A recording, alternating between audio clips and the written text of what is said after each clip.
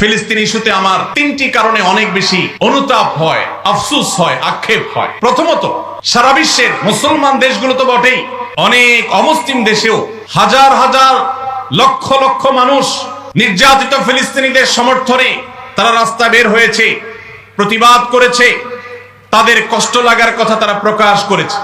পৃথিবীর দ্বিতীয় বৃহত্তর মুসলিম দেশ বাংলাদেশ, এদেশের মানুষের মধ্যে ধর্মীয় আবেগ অনেক বেশি। আমরা অন্যের কষ্ট এভাবে দেখতে পারি না। এত সত্ত্বেও এই দেশে আজও পর্যন্ত ফিলিস্তিনিদের প্রতি সহমর্মিতা প্রকাশ করে একটি উল্লেখযোগ্য লক্ষ লক্ষ মানুষের কোন গণজমায়েত এই দেশের মাটিতে এখনো পর্যন্ত হয় নাই। আমার লজ্জা হয়, কষ্ট হয় যখন দেখি ফিলিস্তিন ইস্যুতে প্রত্যেক দল আলাদা আলাদা ব্যানার নিয়ে 2-4-10,000 মানুষ নিয়ে তারা প্রতিবাদ করে। এটা কি ফিলিস্তিনিদের সমর্থন নাকি নিজের দলীয় প্রচারণা? একমাত্র আল্লাহ তাআলা ভালো জানেন। আমরা ফিলিস্তিন ইস্যুতে সকল দল মত